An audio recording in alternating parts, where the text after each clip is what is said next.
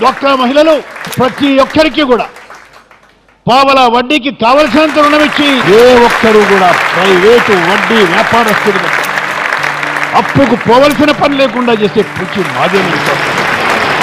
ఈ రాష్ట్ర మహిళల్ని అక్కలు చెల్లెళ్ళు అని పిలిచిన తొలి నాయకుడు వైఎస్ రాజశేఖర్ రెడ్డి. పంచకట్టులో సంస్కృతి సంప్రదాయం, రైతు పౌరుషం, తెలుగు స్వాభిమానం ఉన్నాయని చెప్పిన మనిషి ఆయన.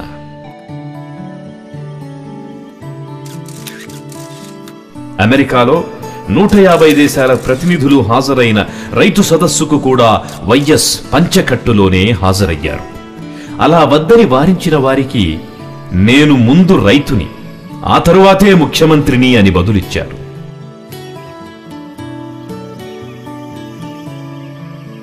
తెలుగు నేల పట్ల, తెలుగు సంప్రదాయం పట్ల, రైతు పట్ల ఆయనకు అంత అభిమానం. వైఎస్ను కేవలం ఒక రాజకీయ నాయకుడిగా మాత్రమే చూస్తే ఆ వ్యక్తిత్వంలోని అపురూపమైన మరో సగాన్ని మనం చూడలేం. వైఎస్ జీవితంలో రోజు ప్రారంభం, ముగింపు రాజ్యాంగం రాసుకున్నట్లుగానే జరిగేవి.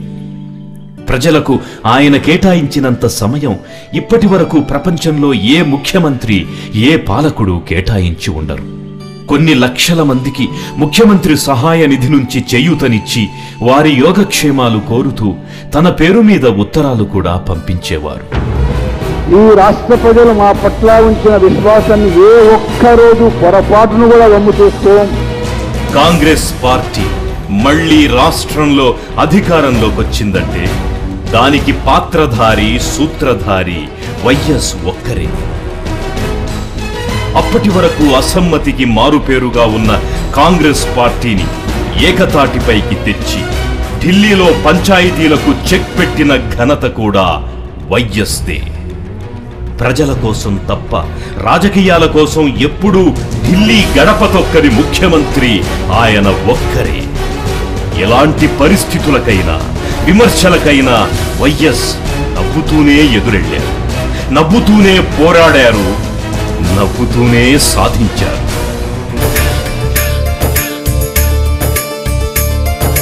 పారుతున్న నీటి కాల్వలు రాజశేఖరుని మనసుంది.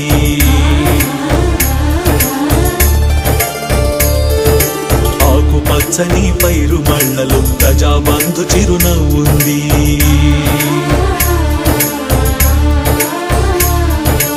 ఆపద్బాంధవి అంబులెన్సులు రాజశేఖరుని పిలుపుంది. తలపంటిన గుండె గుండెలు మననే కాచేయుతుంది.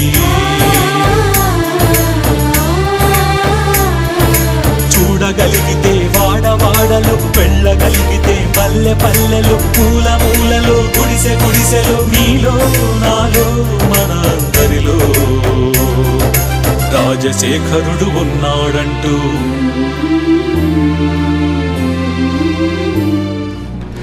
విశ్వసనీయతకు మారుపేరుగా నిలిచారు కాబట్టి మడమ తిప్పే అలవాటు లేదు, మాట తప్పే అలవాటు లేదు. 2009 ఎన్నికల్లో వైఎస్ ఒకే ఒక్కడుగా ప్రజల ముందుకు వెళ్ళగలిగారు.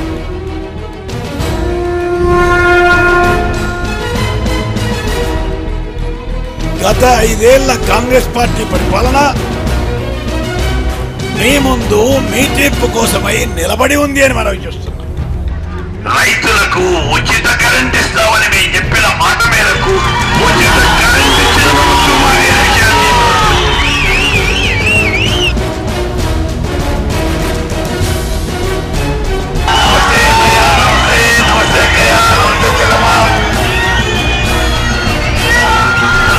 మీకందరికీ నమస్కారం. వాలేకుముస్సలాం.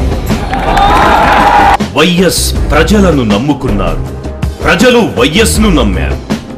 అందుకే ఎన్ని పార్టీలు ఎదురైనా, ఎంతమంది కూటమిగా బరిలో దిగినా ప్రజలు మళ్లీ విశ్వసనీయతకే పట్టం గట్టారు. 2009 మే 10 వైఎస్ రాజశేఖర్ రెడ్డి ఆంధ్రప్రదేశ్ ముఖ్యమంత్రిగా ప్రమాణ స్వీకారం. ప్రజలు వైఎస్ ను రాష్ట్ర ముఖ్యమంత్రిగా రెండోసారి పీఠంపై కూర్చోబెట్టారు.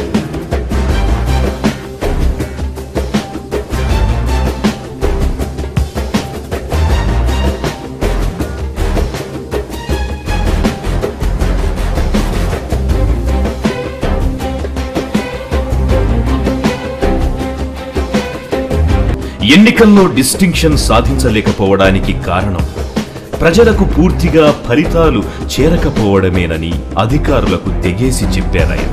గడిచిన 5 ఏళ్లుగా అధికారంలో ఉన్న ప్రభుత్వానికి గుడ్ గో హెడ్ అనేంత తీర్పు మట్టుకే ఇచ్చారు. కానీ డిస్టింక్షన్ మార్కులు ఇవ్వాల. మనందరం కూడా చాలా జాగ్రత్తగా ఒళ్ళు దగ్గర పెట్టుకొని గమనించుకోవాల్సిన విషయం ఇది అనే విషయాన్ని మనం అసెంబ్లీ సమావేశాలు అయిపోయాయి. ఒక్కరోజు కూడా ఆలస్యం చేయకుండా ప్రజల మధ్యకే బయలుదేరారు వైఎస్. ప్రభుత్వం ప్రజల కోసం ఖర్చు చేసే ప్రతి రూపాయి ప్రజలకే చేరాలనే తపనతో కదిలేరాయన. ప్రభుత్వ పథకాల ఫలితాలు ప్రజలకు సరిగ్గా అందుతున్నాయో లేదో తానే ప్రత్యక్షంగా తనిఖీ చేయడానికి ఆయన రచ్చబండ కార్యక్రమానికి శ్రీకారం చుట్టారు. గ్రామాల్లో సర్ప్రైజ్ విజిట్స్కి వద్దాం అనుకుంటున్నా. నిజంగానే 2009 సెప్టెంబర్ 2 ఉదయం 6:30 ఈరోజు ఉదయం 5 గంటలకే చెప్పాను నేను ఏ గ్రామానికి వస్తున్నాను అనే విషయం. ముందు చెప్పకుండా ఇవాళ 5 గంటలకు నేను బలానా గ్రామానికి వస్తున్నానని చెప్తే సెక్యూరిటీ అరేంజ్మెంట్స్ కోసం అన్నట్టుగా తప్పకుండా 3-4 గంటల ముందు చెప్పాలి కాబట్టి అంత అడ్వాన్స్ నోటీస్ ఇచ్చాను. ఆయా గ్రామాలకు పోయినప్పుడు ఆయా గ్రామంలో ఉన్న సమస్యలు ఏమిటి అనేది ప్రజలతో నేరుగా ఇంటరాక్షన్. ఎందుకంటే ముందు ఎక్కడికైనా నేను వస్తున్నానని చెప్తే ముందే దాన్ని అదేదైనా కొంత తప్పులు ఇప్పుడు ఉన్నా కూడా రెక్టిఫై చేసుకోవచ్చు. అట్లా చెప్పడానికి అవకాశం మంచి కాల్ గవర్నమెంట్కి సంబంధించిన అన్ని డెలివరీ మెకానిజం సక్రమంగా పనిచేస్తున్నాయి. జనరల్గా సమస్యలు ఎలా ఉన్నాయో ఆ ప్రాంతాల్లో అనేది అర్థమైంది.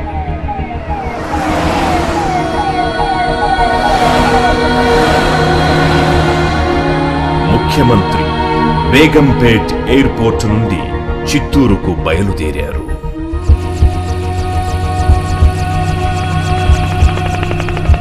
Was flying that has been recently renewed. While the Andhra Pradesh Chief Minister's chopper, of course, is these are available for the state government to be used in.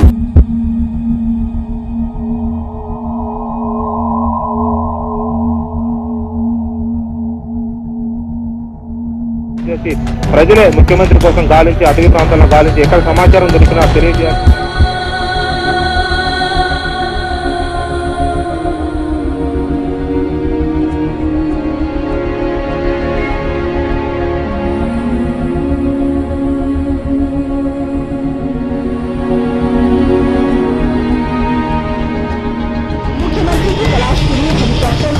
In the area that between Rudrakonda 40 nautical mile east road.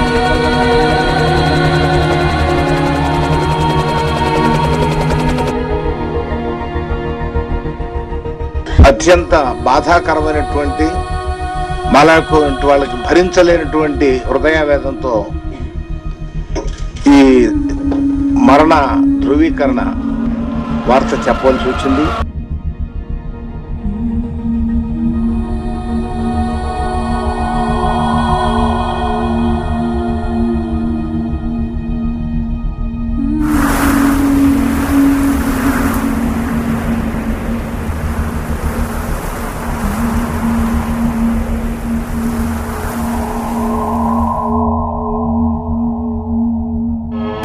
నింగి చేరిపోయే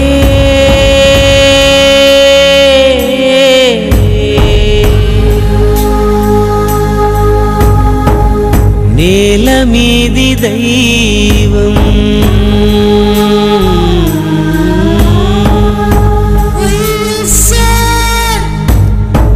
కుంగిపోయే లోకం పొంగుతుంటే శోకం వేడు మహారాజు AD ప్రజల రాజు అన్నదాత పేరు నిలుపువారేవారు విధికి కనైనా దాహం తీరదా పేద గుండె నాదరించే దిక్కు ఇంతమంది కావాలి ముఖ్యమంత్రి ఒక్కరు కావాలి. తెలుగింటి రైతు సెలవంటూ వెళ్ళిపోయాడు.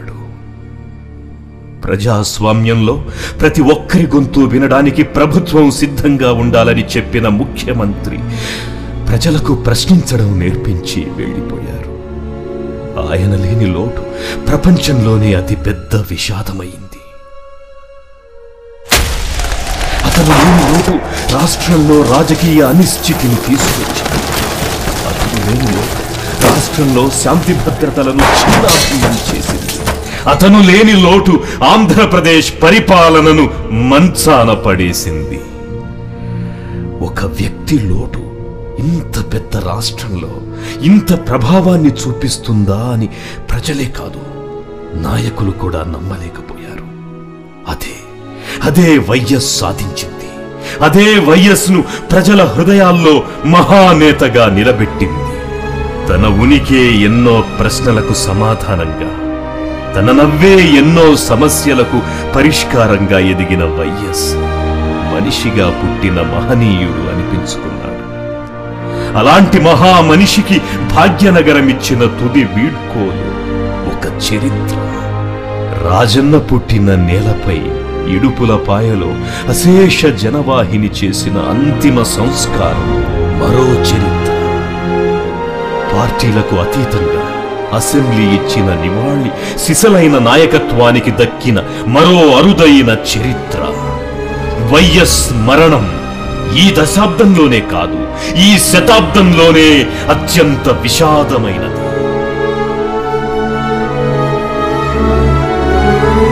ఊరూరా ఆయన ప్రతిరూపాలను ప్రతిష్ఠించుకున్నారు. తమలో ఆత్మస్థైర్యాన్ని నింపిన ఆ నిలువెత్తు తెలుగు తెగువ రూపాన్ని ప్రతిష్ఠించడానికి వికలాంగులు సైతం చందాలు వేసుకున్నారు. ఇంతకంటే ఒక మనిషి ఏం సాధించాలి? ఒక నాయకుడు ఇంతకు మించి ప్రజలకు ఏమివ్వాలి? కురిసే చినుకు వైఎస్ని గుర్తు చేస్తుంటే, ప్రతి చిరునవ్వు ఆయన జ్ఞాపకాలను మోసుకొస్తుంటే, పచ్చని పంట చేలు రాజన్న అభయహస్తమై కనిపిస్తుంటే, పొంగే జలాశయాలు ఆయన ఆహార్యాన్ని ఆవిష్కరిస్తుంటే, 108 సైరన్ వైఎస్ భరోసాలా వినిపిస్తుంటే, వృద్ధుల చేతికర్రలో, వికలాంగుల ఆత్మస్థైర్యంలో, కన్నీళ్లు లేని రైతు కళ్లల్లో, ఆర్థిక స్వావలంబన ఉన్న ఆడపడుచు ధీమాలో, ఇందిరమ్మ ఇళ్లల్లో, నిరుపేద విద్యార్థి చేతిలో మెరిసే ఉన్నత విద్యా పట్టాల్లో, అడవి బిడ్డల ఆనందాల్లో, తెలుగువారి అనుబంధాల్లో, ఆప్యాయతల్లో, తెగువలో, తేట తెలుగు భాషలో, విశ్వసనీయతలో ప్రతిబింబిస్తుంటే, ప్రతిధ్వనిస్తుంటే, ఇక ఆ మహానేత మనసున్న మహారాజు లేనిదెక్కడా? నిత్యం ప్రజల మాటలో, పాటలో, కష్టంలో, సుఖంలో వినిపిస్తుంటే, పుట్టే బిడ్డకు తల్లి పెట్టుకునే పేరవుతుంటే, ఇక ఆ రాజు మనసున్న మహారాజు లేనిదెక్కడా? ఆ రాజు లేని రాజ్యమెక్కడా? ఎన్ని తరాలైనా నిలిచిపోయే కీర్తిని సంపాదించుకున్నవాడు, ఎన్ని యుగాలైనా చెదిరిపోని లక్ష్యాలు ఎంచుకున్నవాడు, ఇంత అనుబంధాన్ని పెంచుకున్నవాడు, ప్రజల జీవితాల్లో ఆనంద పరిమళాలు నింపడానికి అదే గొంతుతో, అంతే మాతృత్వంగా, అదే ఆత్మీయతానురాగాలతో తను కన్న కలలను సంపూర్ణంగా సాకారం చేయడానికి, తన ఆశయాలను సాధించి ఉజ్వల భవిష్యత్తుకై చరిత్రను నడిపే సారథిగా రేపటి సువర్ణ యుగానికి సాక్షిగా నిలబడతాడు. తాను కలలు కన్న ప్రతి స్వప్నాన్ని నెరవేరుస్తాం.